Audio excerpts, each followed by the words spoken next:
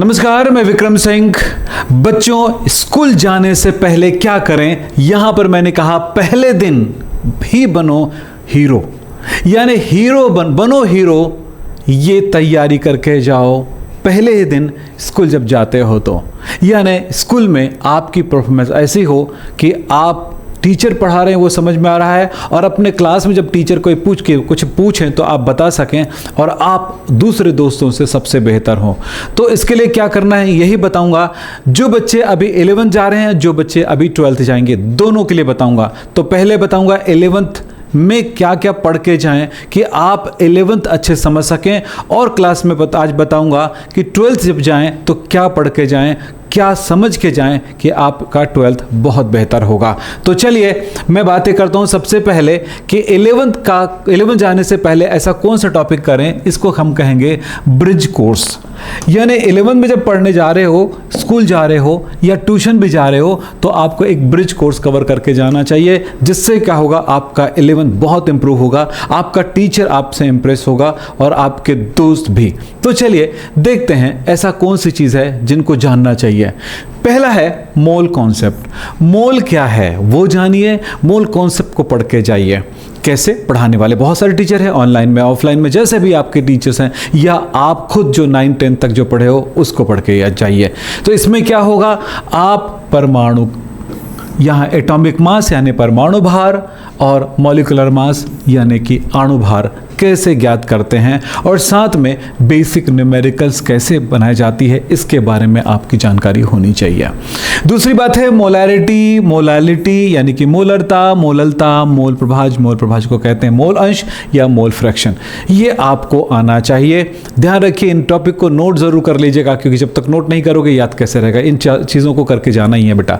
फिर ध्यान रखिएगा, आपको आवर्त सारणी याद रहना चाहिए, और आवर्त सारणी याद रहने से क्या फायदे होंगे इसके बारे में हम बात करते हैं। तो आवर्त सारणी कैसे याद करना है हमने पहले भी पढ़ाया है, लेकिन कम से कम आपको 30 एलिमेंट अच्छे से याद होना चाहिए। उसके परमाणु क्रमांक, उसके परमाणु भार और उसके संकेत और उनका नाम, कम से कम 30 परमाणु तक, 30 एलिमेंट्स तक, 30 तत्वों तक आपको याद होना चाहिए। तो ये आपको याद करना है, यानी हाइड्रोजन से जिंक तक आपको याद ही रहना चाहिए। वैसे पीरियोडिक टेबल को याद करते समय खड़ी में याद करते हैं तो सारे एलिमेंट्स याद हो जाते हैं एक साथ, यानी कि ग्रुप में याद करते हैं तो सारे एलिमेंट्स याद हो जाते हैं। फिर बात करते हैं कि इसमें हर एक एलिमेंट्स की वैलेंसी कैसे निकाली जाती है, संयोजकता कैसे निकाली जाती है, उनके इलेक्ट्रॉनिक विन्यास हम किस तरह से बनाते हैं, 1s2 2s2 2p6 इस टाइप से किस तरह से बनाते हैं, इलेक्ट्रॉनिक विन्यास हम किस तरह से बनाते हैं, इनको भी हमें आना चाहिए। साथ में हम यहाँ पर बात करते हैं, दूसरी बात है केमिकल बॉन्डिंग, यानी रासायनिक बंध आपको पता होना चाहिए। विद्युत रासायनिक बंध यानी जिसको आयनिक बंध कहते हैं, कोवेलेंट बॉन्ड यानी कि सहसंयोजी बंध, ये क्या होता है, कैसे बनता है, इसकी जानकारी हो। और बात आता है लुईस डॉट स्ट्रक्चर, यानी कि लुईस डॉट संकेत भी कहते हैं या लुईस डॉट संरचना कहते हैं, ये आपको आना चाहिए। फिर बात करते हैं बेटा बेसिक नामकरण, यानी कि IUPAC की कुछ चीज़ें या सिंपल ऑर्गेनिक कंपाउंड्स के नाम आपको बनाने आना चाहिए, यानी नामकरण करने आपको आना चाहिए, क्योंकि यही जैसे एल्केन, एल्किन, एल्काइन का नामकरण करने आया तो फिर समझ जाइए कि ऑर्गेनिक केमिस्ट्री भी आपकी बेहतर हो जाएगी, यानी कि आपका 11th इस तरह से इम्प्रूव हो जाएगा।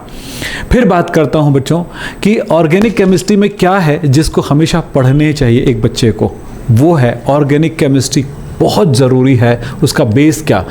अगर आप 12th की ऑर्गेनिक केमिस्ट्री, अब जहाँ पर मैं बात करूँगा कि इस जगह तो बात हो गई, लेकिन अब मैं बात करूँगा 12th वाले बच्चों के लिए कि 12th में किन चीज़ों को जानना ज़रूरी हो जाता है। तो 12th में जाने से पहले कुछ बातों का अब जरूर ध्यान रखिएगा। देखिए यहाँ पर कुछ ज़रूरी बातें, अगर 12th की ऑर्गेनिक स्ट्रॉन्ग करना है तो 11th का GOC बेहतर करना होगा। अब मैं यहाँ पर बात कर रहा हूँ कि आप 12th के लिए क्या करें। अभी 11th की बात हुई, अब 12th में जाने के लिए आप क्या करें। 12th में जाने के लिए आपको क्या करना होगा कि सबसे पहले ऑर्गेनिक केमिस्ट्री से स्टार्ट करते हैं। ठीक है, क्या बात करा मैंने, ऑर्गेनिक केमिस्ट्री स्टार्ट करते हैं। क्या जानना ज़रूरी है, पहली बात है कि ऑर्गेनिक केमिस्ट्री में नामकरण आपको आना चाहिए। क्या आना चाहिए ऑर्गेनिक केमिस्ट्री में, क्या आना चाहिए, नामकरण। कौन सा नामकरण, IUPAC, क्योंकि उसको 11th में आप तो पढ़े ही हो। तो 11th में जो आपने ऑर्गेनिक केमिस्ट्री पढ़ा है उसमें जो IUPAC नामकरण पढ़ा है वो आपको बिल्कुल आना ही चाहिए। यानी 12th में आप क्या करके जाओगे, कुछ रिवीजन करके जाओगे तो आप देखिएगा आपका 12th बहुत इंप्रूव हो जाएगा। फिर टॉपिक जो बता रहा हूं उस टॉपिक को भी जरूर करना, इसको कॉपी में नोट जरूर कर लीजिएगा क्या क्या पढ़ के जाना है। फिर बात करते हैं इसी में IUPAC नामकरण में क्या जरूरी है, हर तरह के फंक्शन ग्रुप यानी कि सभी क्रियात्मक समूह जैसे कि अल्कोहल है, एल्डिहाइड है, कीटोन है, कार्बोक्सिलिक अम्ल है, इनके फंक्शनल ग्रुप क्या होते हैं। जैसे अल्कोहल का OH होता है, एल्डिहाइड का CHO होता है। जिन यौगिकों में OH लगा है सारे अल्कोहल हैं, जिन कार्बनिक यौगिकों में एल्डिहाइड लगा वो सभी क्या है, एल्डिहाइड है। जिस इस तरह से CO लगा है कीटोन है, COOH लगा है कार्बोक्सिलिक अम्ल है। ये आपको पता होना चाहिए, उसके नामकरण भी आपको आना चाहिए। फिर बात करूंगा यहीं पे कि इलेक्ट्रॉनिक प्रभाव जो आपने 11th में GOC के अंदर आपने पढ़ा है, इलेक्ट्रॉनिक इफेक्ट। इलेक्ट्रॉनिक इफेक्ट के अंदर क्या पढ़ा है आपने, प्रेरणिक प्रभाव जिसको इंडक्टिव इफेक्ट कहते हैं, अनुनाद रेजोनेंस इफेक्ट, इसी तरह से अति संयुग्मन हाइपर कंजुगेशन या मेसोमेरिक इफेक्ट वगैरह आपको पता होना चाहिए। फिर जरूरी बात है वो है अभिक्रिया मध्यवर्ती यानी कि इंटरमीडिएट में क्या आता है, कार्बोकैटायन, कार्बो एनायन, मुक्त मूलक, इनको आप जानिए और इसके कौन अधिक स्टेबल है कौन कम स्टेबल है इनको आप पढ़ के जाइए। एक बार समझिए, अगर ये नहीं पढ़े हो तो इसको थोड़ा सा पढ़िए, इसमें थोड़ा समय दीजिए, जिससे क्या होगा आपकी केमिस्ट्री जो है ऑर्गेनिक केमिस्ट्री 11th का से आपका 12th का बेहतर हो जाएगा। अगर 11th में नहीं पढ़ पाया हो तो 11th की कुछ क्लासेस हमारे अवेलेबल है चैनल में, उनको जा करके देखिए, उससे आपको सीखने का मौका मिल जाएगा। फिर बात करता हूँ यहाँ समावयता। बेटा आइसोमेरिज्म पता होना चाहिए, ये तो सीखने की चीज़ ही है। अगर आइसोमेरिज्म समझ में नहीं आ रहा है तो मैं कहूँगा हमारे नंबर पे कॉल करिए, हमारा नंबर नीचे डिस्प्ले हो रहा होगा आप, या हमारे कमेंट बॉक्स में हमारा नंबर है उस पर कॉल करके देखिए, हम आपको जवाब देंगे कि कैसे और कहाँ सीखने को मौका मिलेगा। फिर बात होता है ये 12th की तैयारी के लिए इन सारी चीज़ों की ज़रूरत पड़ती है, यानी कि 12th पढ़ने से पहले 11th का रिवीजन बहुत ही अनिवार्य है। फिर मैं बात करता हूँ फिजिकल केमिस्ट्री के। भौतिक रसायन, इसका बेस क्या है। भौतिक रसायन में आप सिंपल सी बात बताता हूँ, फिजिकल केमिस्ट्री में एक ज़रूरी बात बता रहा हूँ वो है कि भौतिक रसायन जब पढ़ते हैं, फिजिकल केमिस्ट्री पढ़ते हैं तो आप 11th के कौन से पोर्शन की बात करूंगा। चैप्टर 1 में आपने पढ़ा होगा मोल, मोलरता, मोललता, मोल प्रभाव, जिसके बारे में अभी बात किया था 11th वाले बच्चों के लिए, वो चीज़ें आप पढ़ लीजिए। विलियन एकदम आसान हो जाएगा। पहला चैप्टर सॉल्यूशन है और इस चैप्टर को पढ़ने के लिए आपको ज़रूरत है मोल संकल्पना को जानिए, और जितने भी आप सांद्रता पद हैं, सांद्रता पदों में क्या होता है, मैंने कहा ना, मोलरता, मोललता, मोल प्रभाज, नॉर्मलता, ये सारी चीज़ों को आप एक बार पढ़िए और याद करके जाइए तो आसान हो जाएगा ये चीज़ें। फिर दूसरा चैप्टर आएगा विद्युत रसायन, और तीसरा चैप्टर आएगा बलगतिकी यानी कि केमिकल काइनेटिक्स। ये चैप्टर के लिए आपको थोड़ा ध्यान रखना है वो है रासायनिक साम्यावस्था। अगर पढ़ेगा, देखो विलियन तो काम करेगा, फायदा करेगा इसके लिए, लेकिन ये तो जब पूरा तो पढ़ने के लिए नहीं कह रहा हूँ ना, आप 11th की उन चीज़ों को पढ़ के जाने के लिए बोल रहा हूँ। तो 11th की किन चीज़ों को थोड़ा पढ़िए, रासायनिक साम्यावस्था को थोड़ा पढ़िए, जिससे बल गतिकी समझना आसान हो जाएगा। लिशेतली के नियम को एक बार पढ़ लीजिएगा, ये आपको मदद करने वाली है केमिस्ट्री में, ज़बरदस्त मदद करने वाली है। पिछले साल आपने रेडॉक्स अभिक्रिया पढ़ा था, यानी कि अपचयोपचय, ये वाला चैप्टर पढ़े थे, ये इसमें आपको आना चाहिए। ऑक्सीकरण संख्या कैसे निकाली जाती है और समीकरणों को कैसे संतुलित किया जाता है, इक्वेशन बैलेंस कैसे किया जाता है, ये कुछ चीज़ें जो है 12th वाले बच्चों के लिए फिजिकल केमिस्ट्री को बेहतर बनाने के लिए बहुत ज़रूरी हो जाता है। फिर बात करते हैं आपके लिए इनऑर्गेनिक केमिस्ट्री। इनऑर्गेनिक केमिस्ट्री में भी आपके पास 2 चैप्टर है महत्वपूर्ण रूप से, वो कौन से हैं तो उसको पढ़ के जाना चाहिए। पढ़ना चाहिए आपको रासायनिक आबंध यानी केमिकल बॉन्डिंग को, आप 11th का ये पढ़ के लिखिएगा। इसमें क्या पढ़ना है, संकरण निकालने आपको आना चाहिए, पहली बात तो ये है। दूसरा, कौन कौन संकरण होता है बेटा, SP, SP2, SP3, इस तरह के संकरण के लिए, क्योंकि हमारे पास 2 चैप्टर मिलेंगे इसके लिए। वेस्पर थ्योरी के आधार पर अणुओं की शेप क्या होती, संरचना क्या होती, उनके बारे में बात करेंगे। ये आपको थोड़ा पढ़ के आना है, जाना है क्लास में। और देखिएगा, मैं कहूँगा D और F ब्लॉक एलिमेंट्स आप बहुत अच्छे से मेहनत करना है इस साल, लेकिन उसको याद करके जाना है, जो कि मैंने बेसिक क्लास में याद करवाया था कि इसके टीवी क्रोमना फीकोनी क्यूजना, या कुछ लोग साइंस टीचर विनीता कृपलानी मन फेकोनी क्यूज का जान जलाते, इस तरह से आप करते हो, वो वाला लाइन आप याद रखिएगा। और हाँ, आप 11th का वो वाला चैप्टर जिसमें हम कहते हैं कि तत्वों के वर्गीकरण वाला, यानी कि तीसरा नंबर का चैप्टर एक बार पढ़िए ज़रूर। आपको D and F block elements को समझने में बहुत मदद मिलेगी, यानी जो एक ट्रेंड्स होता है पीरियड टेबल में, उनको पढ़ के जाना ज़रूरी है। साथ में इलेक्ट्रॉनिक विन्यास पे पूरी मेहनत करिए, और ये इलेक्ट्रॉनिक विन्यास का काम जो है फ़ायदा कहाँ मिलेगा? डी एंड एफ ब्लॉक में मिलेगा, और मिलेगा कोऑर्डिनेशन केमिस्ट्री में।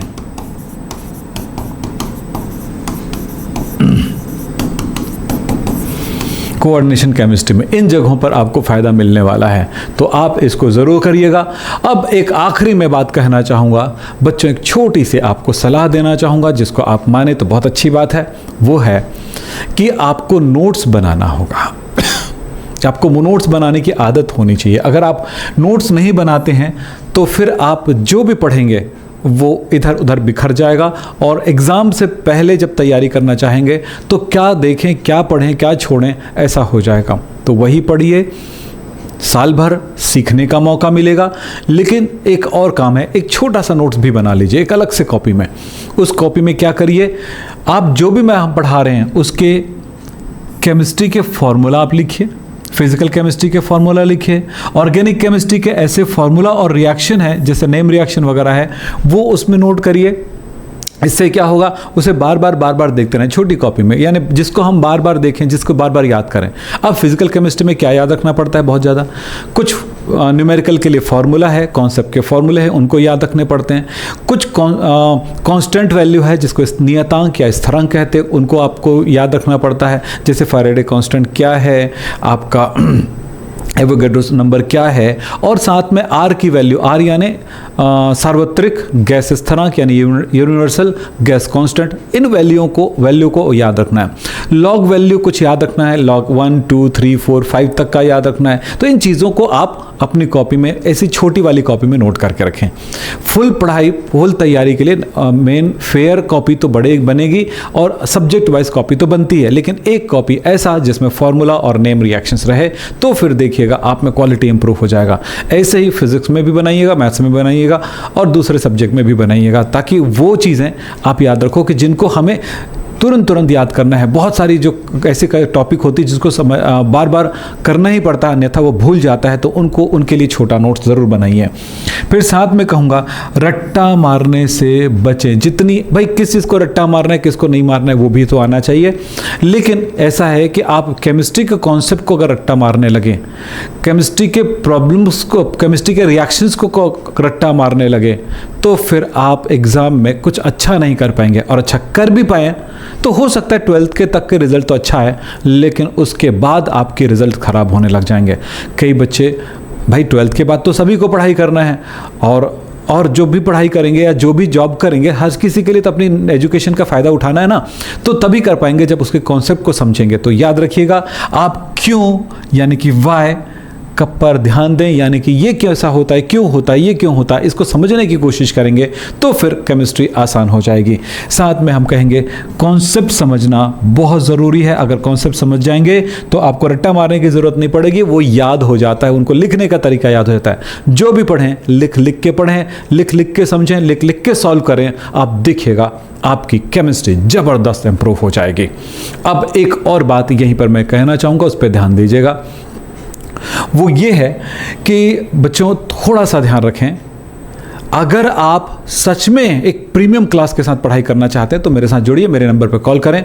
मेरा नंबर है 9644562030, नंबर आ रहा होगा, आप देख रहे हैं, और दूसरा नंबर है 9827497052 पर।